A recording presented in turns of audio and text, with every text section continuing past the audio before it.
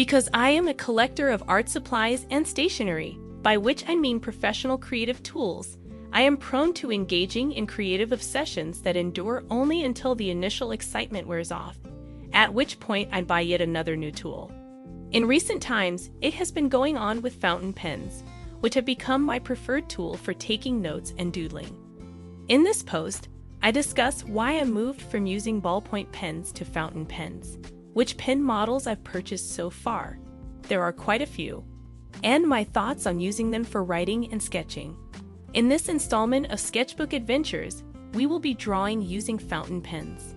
The reason I decided to convert to fountain pens.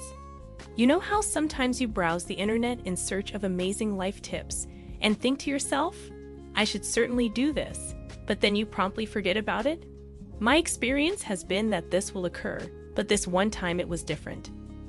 An album with helpful hints for decreasing plastic trash was published on Facebook by an environmentalist. The suggestions included using products with several uses rather than single-use ones. Products packed in metal, glass, paper, or recycled containers were also included. The use of fountain pens rather than ballpoint pens was suggested as one of the helpful hints. Reader, I went through quite a few ballpoint pens. When I first started using them, I kept one in each of my bags and a few more in my office. I especially liked the ones with several colors, but unfortunately, I'd always end up running out of black and blue before I do red and green, which is a bummer. I don't even dare to tally how many pens I've thrown away throughout the course of my life, because I know it would be embarrassing. Is it strange that before I saw that Facebook post, I hadn't given any thought to the potential negative effects that my writing and doodling habits had on the environment? Upon coming to this understanding, I resolved to make the permanent conversion to fountain pens and to refrain from ever again bringing a ballpoint pen into the house. Asterisk, an important disclaimer, despite their drawbacks, I continue to use white gel pens since they are the only portable tool that can produce tiny, opaque white strokes. I have not yet been successful in kicking the habit. As soon as I realized that I wanted to make the switch, I met the science fiction writer Elliot Dibudard, who is a fan of fountain pens and nerds out on pens and inks on Twitter. It was through her that I learned there is a thriving community gathered around fountain pens, which made the whole thing more appealing to me. In order to locate the ideal pen for my method of writing and sketching, I immersed myself in research that was available online and shopped about in local stores. And with that, the beginning of my journey down the rabbit hole of fountain pens. How in a span of 3 months, I went from having 2 fountain pens to having 9 of them. For the better part of 2 years, I used a pair of Pilot Parallel calligraphy pens. I didn't think of them as writing pens because of how wide they are, 2.4 millimeters and 6 millimeters. But for the purpose of accuracy, I'll let it be known that these 2 were my starting point. Other than them, I didn't have any other fountain pens.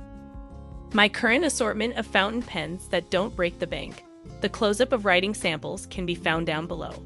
Before shelling out money for brand new ones, I looked for old pens that I had used when I was in primary school to check if I still liked using them. I had a good feeling that there was a wonderful Parker among them, but unfortunately, my mother was unable to locate it, and I did not have the opportunity to search through all of the boxes containing my old belongings. My mother did find a different pen without a brand name that I was unfamiliar with, and I began using it. Even though it is fine, dry, scratchy, and hefty, built entirely out of stainless steel, it served me well in the early tests that I ran. Even while I find it less fun to use for extended writing sessions, I still use it for things like to-do lists and making brief notes on scrap paper. After that, I walked into a Mueller store near me with a gift card to spend and discovered that the business stocks products by 2 German brands, namely Lamy and Online. I had heard positive things about the Lamy Safari and the Allstar, but I was unable to locate a single one that had an extra fine nib, and the plastic body was curved in an odd way that did not particularly thrill me. Instead, I went with a black aluminum Online Vision that came equipped with what was referred to as an extremely fine nib. In addition, I purchased a converter as well as a few inexpensive bottles of ink for the Pelican 4001 printer, so that I would not need to use any disposable cartridges. Even though it was fairly beautiful, the vision was still too thick for my liking. And it was even thicker than the steel pen with no brand name. I found it to be satisfactory for writing and making notes, but I found it less than ideal for drawing. My investigation was not yet complete.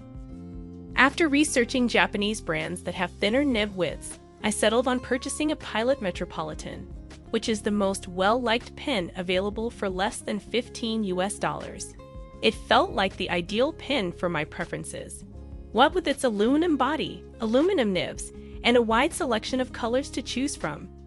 After it arrived and I used it for the first time, I fell head over heels in love with it. It was moving over the page with hardly any effort on its part. The thin line was just as narrow as I had hoped it would be. I wasn't very pleased with the ergonomics of the pen and the color of the ink, which was more of a brick red. But considering how inexpensive it was, I can live with it. It appeared as though I had located the ideal pen and would not need to purchase any more, until I grew greedy for flex. My passion for hand lettering and calligraphy led me to become interested in flexible nibs, which are used for writing in cursive. I found that writing cursive with a dip pen was relaxing, and I was curious about how writing with a flexible fountain pen would compare. According to the findings of my investigation, the brand Fountain Pen Revolution provides the most amount of flex at the lowest possible price. I paid a total of $42 for their Himalaya pen, selecting Sindoor Red as the body color and upgrading to an Ultraflex nib, plus shipping. Himalaya Ultraflex, a product of the Fountain Pen Revolution, FPR. It is a wonderful tool for practicing calligraphy and may be a lot of fun to experiment with. But it is not a pen that I would use on a daily basis. It's exactly the same as the Online Vision EF when it's at its thinnest, but it's a lot wetter and it absorbs ink much more fast. Because I have to wait for a few moments before I can turn the page, taking notes with this book is impracticable. In addition, it must be written on paper of a higher grade in order to avoid feathering, although the majority of papers may be written on by my other pens without any problems. However, the cursive writing as well as the flourishes look fantastic, and I couldn't be happier that the Flex nib has lived up to my expectations in this regard. Because Fountain Pen Revolution gives away a free low-quality pen with any order that is more than $25, I got a muffed pen that was made of clear plastic and was labeled as a demonstrator. Along with my expensive Himalaya, I got this pen. Even though I didn't require it, having an additional one that you can load up with a variety of inks is always helpful. This pen has a good feel when you write with it, but it reeks of cheap plastic. Writing examples from Nella Donato's Fountain Pen Collection 2019, available now. Examples of writing with a fountain pen on copy paper with a weight of 200 kg. Ink used: 1. Pelican 4001 Brilliant Black. 2. Pelican 4001 Violet. 3. Pelican 4001 Brilliant Black. 4. Pelican 4001 Violet. 5. Pelican 4001 Brilliant Red. 6. A black shade of the Pilot Mixable Color. 7. Pilot Mixable Color Blue Black diluted with water. 8. A red pigment that can be mixed with the Pilot. 9. A red pigment that can be mixed with the Pilot. In the course of doing research on pens and inks, I experienced a resurgence in my passion in calligraphy. As a result, I decided to complete my collection of pens by purchasing the 2 remaining sizes of the Pilot Parallel pen. This increases the total number of pens that I own up to 9. I now have 5 standard writing pens and 4 calligraphy pens. Calligraphy Italic Pilot Parallel Pen 3.8 mm. This is the tale of how I came to possess such a magnificent fountain pen collection. I don't think I'll need to go out and buy any more pens for a while. Despite this, The possibility of another pilot with a stub nib for even finer italic cursive writing is intriguing.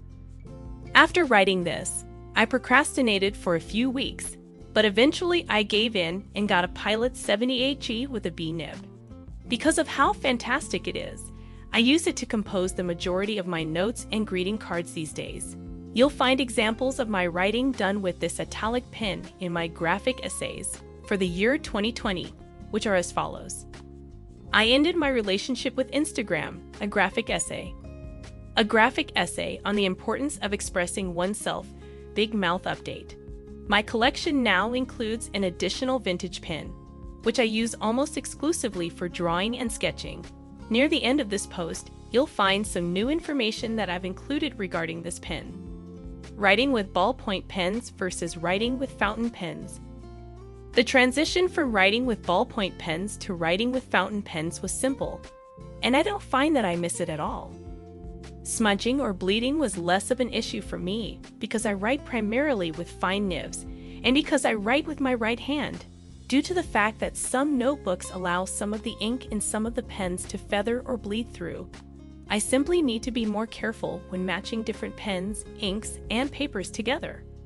When I write with a fountain pen, the resulting handwriting is far more attractive to my eyes than when I use a fine liner, ballpoint pen, or gel pen, respectively.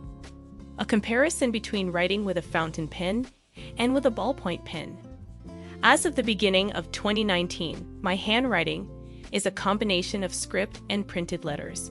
1 year from now, we'll evaluate whether or not I was able to craft a more polished script from it. When compared to ballpoint pens and fine liners, sketching is best done using fountain pens. This was not as straightforward as I would have liked it to be. During my time in college, when I first started drawing on a regular basis, I did so almost exclusively with a ballpoint pen. I liked them not only because my pen drawings didn't smear as much as my graphite drawings, but also because I learned to appreciate the feel of the paper they were made on. Using a pen like my all-time favorite, the Pilot Better Retractable Fine, it was simple to get a shading effect that was more progressive. I would not make use of any pencil outlines. Rather, I would simply use a pen, and by the time I was through, the basic construction lines were hardly discernible. That was very enjoyable to me. 2005 was the year I started doodling with a ballpoint pen. The finest delicate lines produced by ballpoint pens are impossible to imitate with fountain pens, nor is it possible to reproduce the tonal diversity of graphite with a fountain pen. They are more comparable to fine liners, and you may generate shade by hatching, stippling, scribbling, and using washes. That is not a terrible thing, but getting used to it will take some time. I'll miss ballpoint pens for sure. The Inks Pelican 4000 and One Brilliant Black and Pilot Metropolitan F are contained within a handbook journal.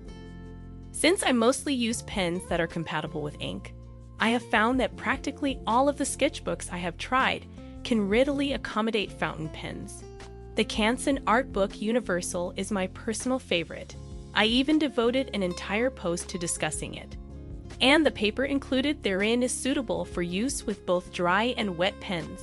Below, you'll find a few of sketches taken from this sketchbook for your perusal.